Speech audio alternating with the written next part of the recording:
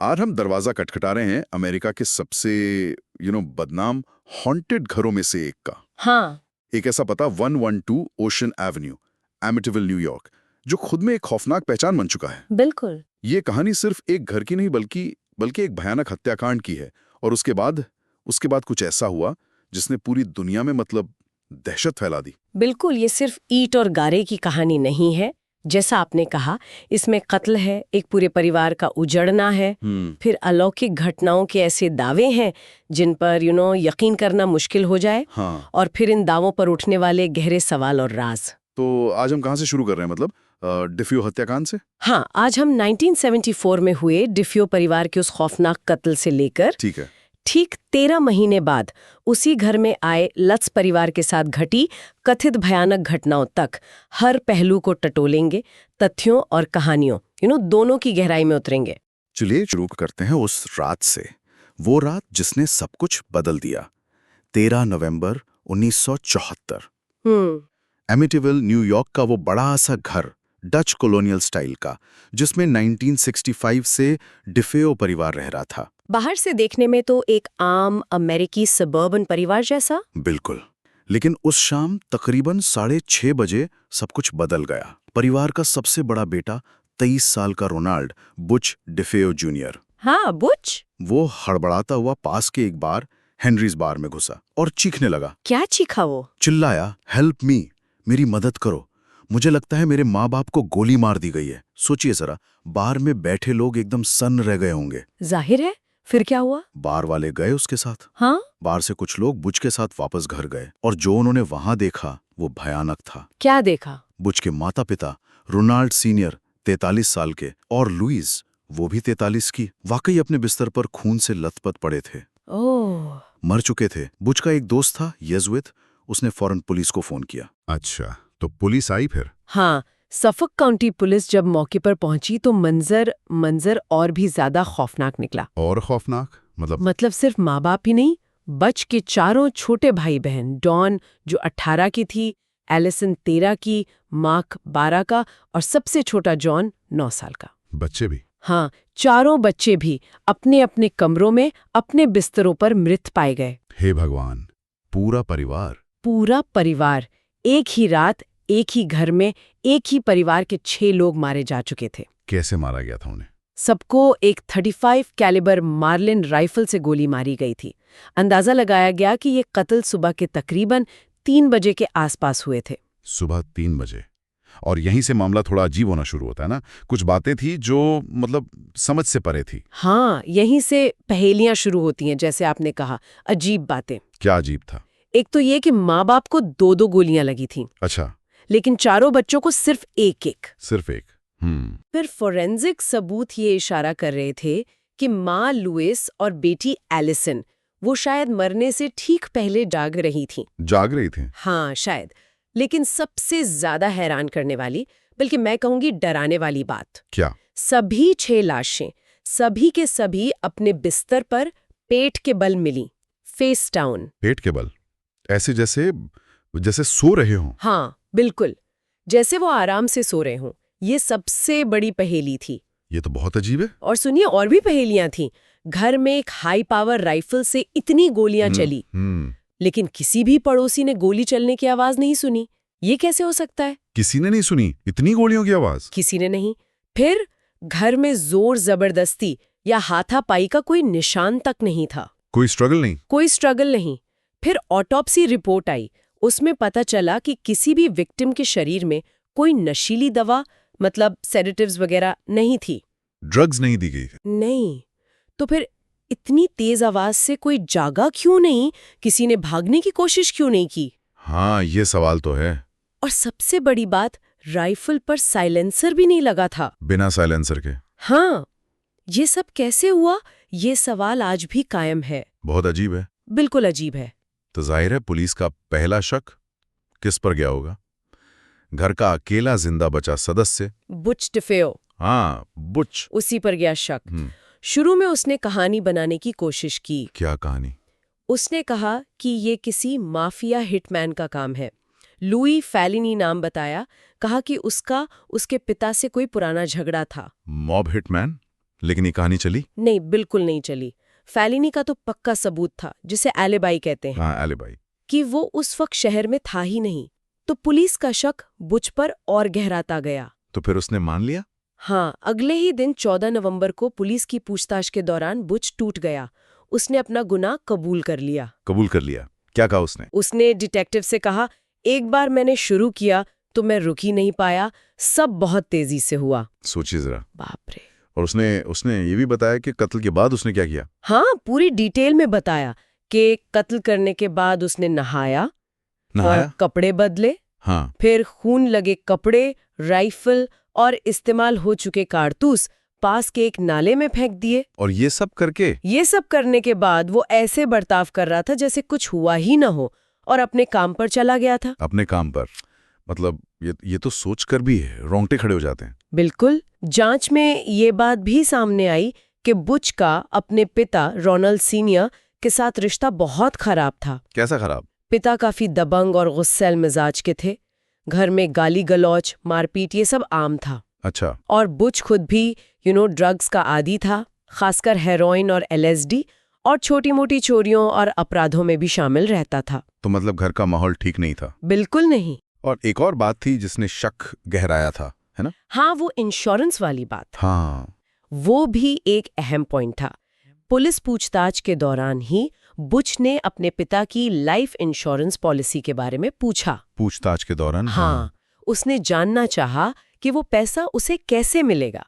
Prosecution ने court में इस बात को जोर शोर से उठाया। क्या कहा प्रोसिक्यूशन ने? उन्होंने कहा कि कत्ल का मकसद शायद यही इंश्योरेंस का पैसा था, मोटिव। पैसा? तो फिर ट्रायल हुआ होगा? हाँ, 14 अक्टूबर 1975 को बुच डिफियो का ट्रायल शुरू हुआ। उसके वकील विलियम वेबर ने एक ही डिफेंस लिया, इंसैनिटी प्ली। इंसैनिटी प्ली मतलब वो मानसिक रूप से बीमार था? हाँ, यही दलील कि बुच कत्ल के वक्त मानसिक रूप से इतना बीमार था कि उसे समझ ही नहीं थी कि वो क्या कर रहा है। बुच ने कोर्ट में कहा कि उसे कत्ल की कोई याद नहीं है। कोई याद नहीं? हाँ, और ये भी कहा कि उसे घर में आवाजें सुनाई देती थीं जो उसे ऐसा करने के लिए कह रही थीं। आवाजें? हाँ, कैसी आवाजें? बस उसने कहा आवाजें सुनाई देती थीं। बचाव पक्ष के मनोचिकित्सक मतलब साइकाइट्रिस्ट ने भी कहा कि बुच मानसिक रूप से बीमार था। लेकिन प्रोसिक्यूशन ने क्या कहा? प्रोसिक्यूशन के मनोचिकित्सक डॉक्टर हेरोल्ड ज़ोलन, उनकी राय अलग थी। उन्होंने माना कि बुच ड्रग्स लेता था और उसे एंटी सोशल पर्सनैलिटी डिसऑर्डर था। अच्छा। मतलब समाज के नियमों की परवाह न करने वाला व्यक्तित्व। लेकिन उनका मानना था कि कत्ल के वक्त वो अपने होश में था, उसे पता था कि वो क्या कर रहा है। तो जूरी ने क्या फैसला किया? जूरी ने करीब 13 घंटे विचार विमर्श किया, काफी लंबा चला। फिर 21 नवंबर 1975 को उन्होंने बुच डिफियो को सेकेंड डिग्री मर्डर के 6 मामलों में दोषी पाया। दोषी पाया गया। सजा क्या मिली? 4 दिसंबर को जज थॉमस स्टार्क ने उसे 6 बार लगातार 25 साल से लेकर उम्र कैद तक की सजा सुनाई। 6 बार? मतलब कुल 150 साल से लेकर आजीवन कारावास। जज ने इन हत्याओं को उस इलाके सफोक काउंटी के इतिहास की सबसे घिनौनी मतलब हीनियस हत्याएं कहा। तो बुच डिफियो जेल में ही रहा फिर? हाँ, वो अपनी मौत तक 12 मार्च 2021 तक जेल में ही रहा। 69 साल की उम्र में उसकी मौत हुई। उसकी सारी अपीलें, पैरल की अर्जियां सब हमेशा खारिज होती रहीं। लेकिन कहानी यहीं खत्म नहीं होती है ना? उसने बाद में अपनी कहानी बदली भी थी। हाँ, बिल्कुल। और यहीं से मामला और भी ज्यादा पेचीदा और रहस्यमयी हो गया। जेल जाने के बाद उसने अपनी कहानी इतनी बार बदली। कितनी बार बदली? और क्या क्या कहा? पहली बड़ी कहानी बदली 1986 में। न्यूज़डे अखबार को एक इंटरव्यू दिया। अच्छा, उसमें क्या कहा? तब उसने कहा कि उसकी बहन डॉन ने पहले पिता को मारा। बहन ने? हाँ, फिर परेशान माँ ने बाकी बच्चों को मारा और आखिर में बुच ने गुस्से में अपनी माँ को मार दिया। ये तो बिल्कुल अलग कहानी है। हाँ, और उसने ये भी कहा कि उसने सारा इल्जाम खुद पर इसलिए लिया क्योंकि उसे अपनी माँ के माफिया कनेक्शन वाले रिश्तेदारों से डर लगता था। माफिया? हाँ, इसी इंटरव्यू में उसने ये भी झूठ बोला कि वो शादीशुदा था और उसका साला रिचर्ड रोमांडो उसके साथ था, जो बाद में पूरी तरह झूठ निकला। अच्छा, ये पहली कहानी थी। फिर 1990 में उसने अपनी सजा रद्द करवाने के लिए कानूनी अर्जी डाली, जिसे अमेरिका में 440 मोशन कहते हैं। हाँ, 440 मोशन। उसमें क्या कहानी सुनाई? इस बार कहानी फिर बदली। कहा कि डॉन और एक अनजान हमलावर ने माँ बाप को मारा। अनजान हमलावर? हाँ। फिर डॉन ने बाकी भाई बहनों को मारा और राइफल छीनने की कोशिश में गलती से गोली चली और डॉन मर गई। मतलब उसने डॉन को मारा पर गलती से? हाँ, इस कहानी के हिसाब से। और फिर से उसने अपनी कथित पत्नी गेराल्डीन और साले रोमांडो का जिक्र किया। लेकिन कोर्ट ने माना? नहीं, कोर्ट ने ये अर्जी खारिज कर दी। जांच में पता चला कि रिचर्ड रोमांडो नाम का कोई आदमी था ही नहीं। हाँ, और गेराल्डीन गेट्स ने हलफनामा देकर कहा कि वो बुच से कत्ल के 15 साल बाद 1989 में मिली थी। 1974 में तो वो कहीं और किसी और से शादीशुदा थी। मतलब पूरा झूठ? बिल्कुल। और शायद एक तीसरी कहानी भी थी, किसी किताब के जरिए? हाँ, 2000 में रिक ओसूना नाम के एक लेखक की किताब आई थी, द नाइट द डिफेओस डाइड। उसमें क्या था? ओसूना ने लिखा कि बुच ने उसे बताया कि उसने, डॉन ने और 2 दोस्तों ने मिलके ये कत्ल किए थे। 4 लोगों ने मिलकर? क्यों? क्योंकि बुच के मुताबिक माँ बाप उन्हें मारना चाहते थे। माँ बाप मारना चाहते थे? हाँ, ये बुच का दावा था ओसूना से। इस वर्जन के मुताबिक डॉन ने बाकी बच्चों को इसलिए मारा ताकि कोई गवाह न बचे, और फिर बुच ने गुस्से में डॉन को मार दिया। और ओसूना ने इसका कोई सबूत दिया? ओसूना ने अपनी थ्योरी के सपोर्ट में डॉन की नाइट गाउन पर मिले बारूद के निशानों का हवाला दिया। अच्छा, वो बारूद के निशान? लेकिन उस पर भी तो सवाल थे ना। ट्रायल में एक्सपर्ट ने क्या कहा था? बिल्कुल सही पॉइंट। ट्रायल में बैलिस्टिक्स एक्सपर्ट ने साफ कहा था कि नाइट गाउन पर मिले बिना जले बारूद के निशान, मतलब अनबर्न्ट गन पाउडर, वो सिर्फ ये साबित करते हैं कि वो हथियार की नली, मजल के काफी करीब थी जब गोली चली। मतलब जरूरी नहीं कि गोली उसी ने चलाई हो? हाँ बिल्कुल, हो सकता है गोली कोई और चला रहा हो और वो बस पास खड़ी हो। और सबसे अहम बात, डॉन के शरीर पर गोली के निशान के अलावा मारपीट या संघर्ष का कोई और निशान नहीं मिला था। कोई निशान नहीं? तो ओसूना की थ्योरी भी थोड़ी डाउटफुल लगती है। हाँ, मतलब बुच की कहानियों पर यकीन करना बहुत मुश्किल है। जैसा कि एक जांचकर्ता जो निकिल ने कहा था, उसने इतनी बार अपनी कहानी बदली है कि सच क्या है ये कहना नामुमकिन सा लगता है। और कत्ल का असली मोटिव क्या? वो सिर्फ पैसा था, या पिता से नफरत, या ड्रग्स का असर, या वाकई वो आवाजें जिनका उसने जिक्र किया था? ये शायद हमेशा एक राज ही रहेगा, कोई नहीं जानता। तो डिफियो हत्याकांड अपने आप में एक भयानक अनसुलझी पहेली है। सही कहा, लेकिन इस घर की कहानी का सबसे सनसनीखेज, सबसे डरावना अध्याय तो इसके 13 महीने बाद शुरू हुआ। 12 महीने बाद? हाँ, जब एक नया परिवार इस घर में रहने आया। आप बात कर रहे हैं लट्स परिवार की? हाँ, लट्स परिवार। दिसंबर 1975 में जॉर्ज और कैथी लट्स, कैथी के पिछली शादी से हुए 3 बच्चों के साथ, डैनियल 9 साल का, क्रिस्टोफर 7 का और मिसी 5 साल की, 102 ओशन एवेन्यू में शिफ्ट हुए। उन्होंने ये घर खरीदा ये जानते हुए कि यहाँ क्या हुआ था? हाँ, उन्होंने ये घर $80,000 में खरीदा था, जो मार्केट रेट से काफी कम था। जाहिर है घर की हिस्ट्री की वजह से उन्हें डिफेओ हत्याकांड के बारे में सब पता था। फिर भी खरीद लिया? हाँ, उन्हें लगा कि वो इसे पीछे छोड़कर आगे बढ़ सकते हैं, एक नई शुरुआत कर सकते हैं। तो वो कब आए रहने? वो 18 दिसंबर 1975 को घर में रहने आए। डील के तहत डिफेओ परिवार का काफी पुराना फर्नीचर भी $400 में उन्हें मिला था, जो घर में ही था। पुराना फर्नीचर भी? मतलब डिफियो परिवार का? हाँ, उनका ही। जॉर्ज के एक दोस्त ने सलाह दी कि घर की बुरी हिस्ट्री देखते हुए उसे ब्लेस करवा लेना चाहिए, मतलब पादरी से प्रार्थना। अच्छा, ब्लेसिंग के लिए? हाँ, कैथी कैथोलिक थी तो उन्होंने फादर रे पेकोरारो को बुलाया। किताब में उनका नाम फादर मेनकूसो दिया गया है, प्राइवेसी के लिए। तो फादर आए घर को ब्लेस करने? हाँ, और यहीं से शुरू हुई अलौकिक घटनाओं की वो खौफनाक कहानी। यहीं से? हाँ, जिसने जे एंसन की 1977 की बेस्ट सेलिंग किताब the Amityville horror, a true story को जन्म दिया। फादर पेकोरारो के साथ क्या हुआ? फादर पेकोरारो ने बाद में दावा किया कि जब वो घर को ब्लेस कर रहे थे तो ऊपर की मंजिल के कमरे में, जिसे बाद में सिलाई का कमरा बनना था, उन्हें एक भारी मर्दाना आवाज ने चिल्लाकर कहा, गेट आउट। Get out? हाँ, बाहर निकलो। उन्होंने ये भी कहा कि उन्हें लगा जैसे किसी अनदेखे हाथ ने उन्हें थप्पड़ मारा हो, और बाद में उनके हाथों पर अजीब छाले पड़ गए, स्टिग्माटा की तरह। बाप रे, ये तो शुरुआत ही डरावनी है। बिल्कुल। और लुत्स परिवार इस घर में सिर्फ 28 दिन रहा। सिर्फ 28 दिन? हाँ, 18 दिसंबर 1975 से 14 जनवरी 1976 तक। और उनके मुताबिक ये 28 दिन नर्क से कम नहीं थे। उन्होंने क्या क्या अनुभव किया, क्या दावे थे उनके? उन्होंने ऐसी ऐसी डरावनी और अविश्वसनीय घटनाओं का जिक्र किया जिन्होंने पूरी दुनिया को हिलाकर रख दिया।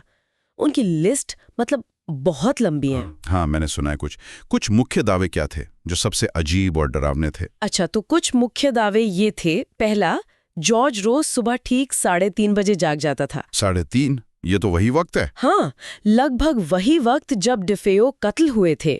और उसे एक अजीब सी बेचैनी होती थी घर के बोट हाउस को चेक करने की। बोट हाउस, हाँ। और कैथी को भयानक सपने आते थे जिनमें वो डिफेयो हत्याओं को महसूस करती थी जैसे वो खुद उन विक्टिम्स में से एक हो। फिर कड़ाके की ठंड थी, दिसंबर जनवरी का महीना, लेकिन घर के सिलाई वाले कमरे में हजारों मक्खियां भिनभिनाती रहती थी। सर्दियों में मक्खियां? हाँ। फिर बेसमेंट में उन्हें एक छुपा हुआ छोटा कमरा मिला जो पूरा लाल रंग का था, रेड रूम। और ये घर के नक्शे मतलब ब्लूप्रिंट्स पर भी नहीं था। छुपा हुआ कमरा? ये तो फिल्मों जैसा लग रहा है। बिल्कुल। फिर घर का भारी मेन दरवाजा अपने आप कब्जों हिंजेस से उखड़ गया। अपने आप? हाँ, और दरवाजे के हैंडल पर हरी चिपचिपी बदबूदार चीज स्लाइम जैसी लगी मिली। क्या चीज थी वो? पता नहीं। फिर कैथी का हवा में तैरना मतलब लेविटेट करना जॉर्ज ने देखने का दावा किया। हवा में तैरना? ये तो। हाँ। फिर उनकी 5 साल की बेटी मिस्सी, उसने एक अनदेखे दोस्त जोडी से बातें करना शुरू कर दिया। जोडी? कौन था ये? मिस्सी ने बताया कि जोडी एक बड़े लाल आंखों वाले सुअर, पिग जैसा दिखता है। सुअर जैसा? लाल आंखों वाला? हाँ, और जॉर्ज ने भी घर के बाहर दूसरी मंजिल की खिड़की पर रात में चमकती हुई लाल आंखें देखने का दावा किया। हे भगवान! घर में कभी-कभी एक काले हुड पहने साये, हुडेड फिगर के दिखने का भी दावा किया। साया?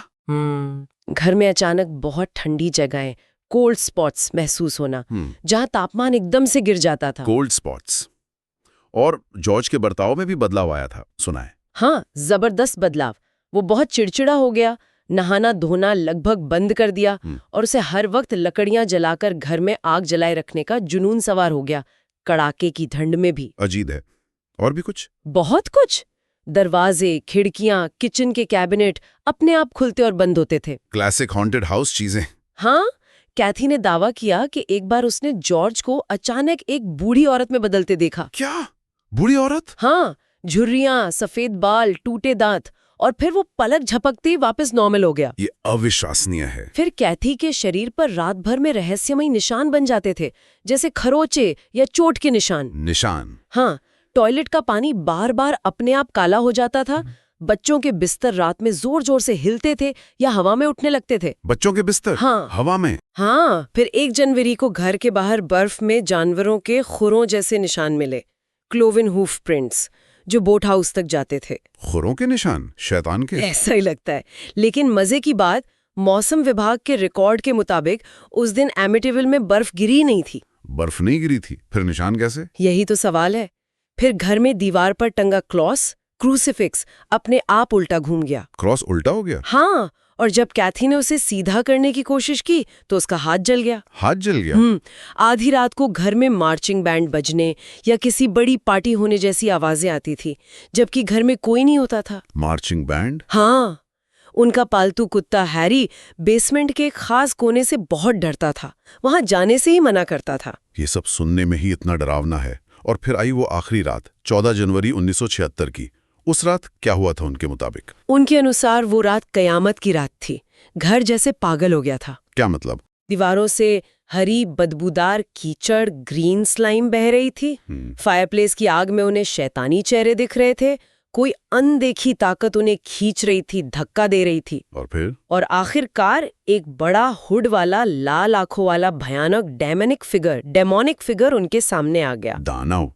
सच में? उनके दावे के मुताबिक हाँ। और वो उसी रात सबको छोड़कर भाग निकले? हाँ, उसी रात जान बचाकर अपना लगभग सारा सामान, कपड़े, फर्नीचर सब कुछ पीछे छोड़कर वो सीधे कैथी की माँ के घर भागे। और वहां सब ठीक हो गया? नहीं, उन्होंने दावा किया कि वो बुरी ताकतें वहां भी उनका पीछा करती रहीं।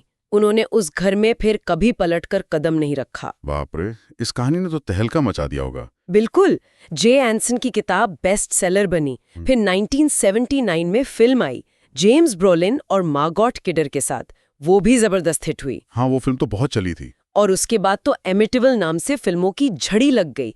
20 से ज्यादा फिल्में बन चुकी हैं। 20 से ज्यादा? हाँ, ये कहानी पॉप कल्चर का हिस्सा बन गई, लेकिन जितनी तेजी से ये मशहूर हुई, उतनी ही तेजी से इसकी सच्चाई पर सवाल भी उठने लगे। सवाल मतलब क्या ये सब सच था या सिर्फ एक कहानी, एक होक्स? हाँ, यही सबसे बड़ा सवाल बन गया। क्या ये एक बहुत बड़ा धोखा था? और सबसे बड़ा सवाल तो शायद तब उठा जब बुच डिफेयो के ही वकील विलियम वेबर ने खुद सामने आकर कहा कि ये सब झूठ है ना? हाँ, ये सबसे बड़ा झटका था। सितंबर 1979 में पीपल मैगजीन में वेबर का इंटरव्यू छपा। उसने साफ कहा, मुझे पता है ये किताब एक धोखा है। उसने कहा? हाँ, उसने कहा, हमने ये हॉरर कहानी कई बोतलें वाइन पीते हुए साथ बैठकर गढ़ी थी। किसके साथ बैठ के? लट्स परिवार के साथ। हाँ, वेबर ने दावा किया कि उसने जॉर्ज और कैथी लूट्स के साथ मिलकर ये पूरी कहानी बनाई थी, शायद डिफेयो के केस में मदद करने या फिर पैसे कमाने के लिए। उसने लुट्स परिवार पर बुक डील तोड़ने का मुकदमा भी किया था। तो लुट्स परिवार ने क्या कहा इस पर? उन्होंने वेबर के दावों को पूरी तरह से नकार दिया, सिरे से खारिज कर दिया। कहा कि वेबर उनकी कामयाबी से जलता है और पैसे ऐंठना चाहता है। उन्होंने वेबर पर मानहानि का मुकदमा भी किया। कोर्ट ने क्या कहा? कोर्ट में जज ने भी वेबर के इरादों पर शक जताया था, लेकिन वेबर के बयान ने कहानी पर शक का एक बड़ा बीज तो बो ही दिया था। हाँ, ये तो बहुत बड़ा दावा था। और भी कई बातें थीं जो लुट्स की कहानी के खिलाफ जाती थीं, जिनका हमने पहले भी जिक्र किया। जैसे? एक तो वो मौसम का विरोधाभास। बर्फ में खुरों के निशान मिलने के दिन 1 जनवरी को एमिटिविल में कोई बर्फबारी रिकॉर्ड ही नहीं की गई थी। अच्छा, ये पॉइंट तो पक्का है। हाँ, फिर पड़ोसियों के बयान। किसी पड़ोसी ने उन 28 दिनों में कुछ भी अजीब होते नहीं देखा या सुना। किसी ने नहीं? नहीं। फिर पुलिस रिकॉर्ड। इतनी भयानक घटनाओं के बावजूद लुट्स ने एक बार भी पुलिस को नहीं बुलाया। ये भी सोचने वाली बात है, अगर इतना डर था तो पुलिस को क्यों नहीं बुलाया? में उन्होंने अंदर जाने और आवाज सुनने की बात दोहराई थी। हाँ, थोड़ा कंफ्यूजन है। और शायद सबसे बड़ा सबूत जो कहानी के खिलाफ जाता है, वो है अगले मालिक। अगले मालिक मतलब लट्स के बाद जो रहे? हाँ, 1977 में जिम और बाबरा क्रोमाटी ने ये घर खरीदा और वो 10 साल तक 1987 तक वहां आराम से रहे। 10 साल और उन्हें कुछ नहीं हुआ? उन्होंने साफ कहा कि घर में भूत प्रेत जैसा कुछ नहीं था, सिवाय टूरिस्ट्स की भीड़ के जो घर देखने आते थे। मतलब कोई हॉन्टिंग नहीं? कोई हॉन्टिंग नहीं। उन्होंने ये भी बताया कि वो रेड रूम कोई रहस्यमयी जगह नहीं, बल्कि बेसमेंट में बनी एक छोटी सी अलमारी, मतलब क्लोजेट थी। सिर्फ एक अलमारी? हाँ। और क्रोमाटीज के बाद भी जो परिवार इस घर में रहे, किसी ने आज तक हॉन्टिंग की शिकायत नहीं की। ये लगभग 50 साल का रिकॉर्ड है। 50 साल से कुछ नहीं हुआ? ये तो लुट्स की कहानी के बिल्कुल खिलाफ जाता है। बिल्कुल। फिर वो पैसे वाला एंगल। किताब और फिल्मों से लुट्स परिवार को काफी पैसा मिला, तो शक हुआ कि क्या ये सब पैसे के लिए रचा गया ड्रामा था। मोटिव हो सकता है। हाँ, और एक पैरासाइकोलॉजिस्ट थे स्टीफन कैप्लिन। उन्होंने जांच के बाद इसे पूरी तरह धोखा बताया और किताब भी लिखी, द एमिटिविल हॉरर कंस्पिरेसी। कंस्पिरेसी मतलब साजिश?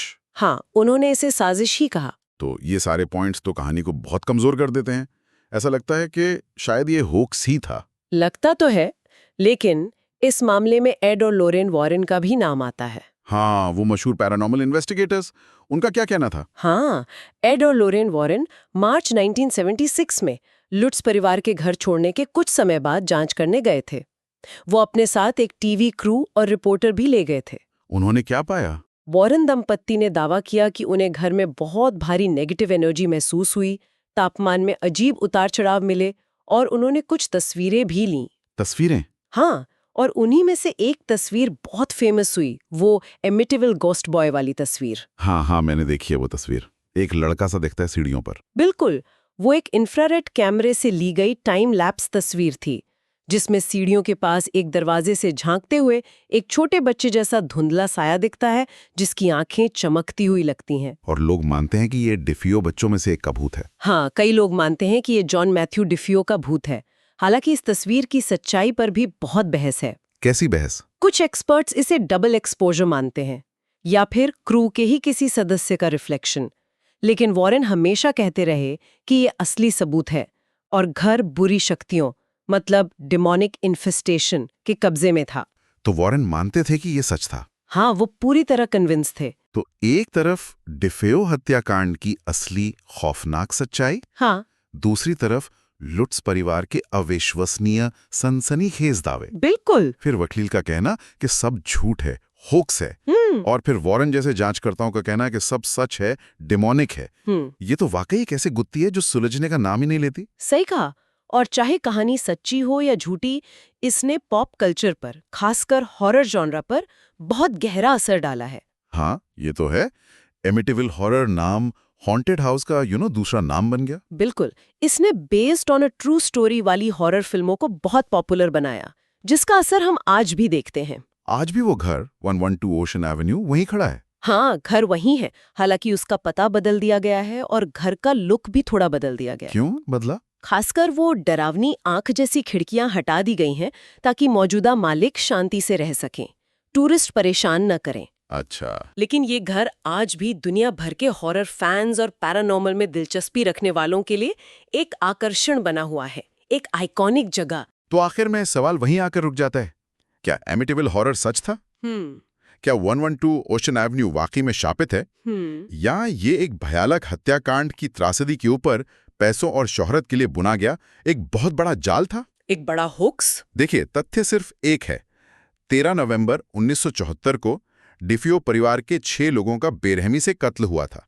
वो एक असल त्रासदी थी, ये सच है। हाँ, वो तो सच है। इसके बाद जो हुआ, लुट्स परिवार के वो 28 दिन, वेबर के इल्जाम, वॉरेन की जांच, वो सब दावों, विवादों और रहस्यों के धुंध में लिपटा हुआ है। कोई पक्का जवाब नहीं है। वैज्ञानिक सबूत या बात के मालिकों के अनुभव वो लुट्स के दावों का समर्थन नहीं करते। ये बात कहानी को झूठा साबित करने की तरफ इशारा करती है। हाँ, ये बात तो है। लेकिन फिर भी ये कहानी आज भी लोगों को डराती है, रोमांचित करती है और सोचने पर मजबूर करती है। शायद कुछ कहानियां इसीलिए जिंदा रहती हैं ना, क्योंकि वो हमें ज्ञात और अज्ञात के बीच की उस धुंधली रेखा पर खड़ा कर देती हैं। शायद सच इन सब के बीच कहीं है, या शायद कुछ राज हमेशा राजी रहते हैं। बिल्कुल। Okay, so we hope you liked today's discussion. For more such talks, subscribe to our channel, Phantom Dastan.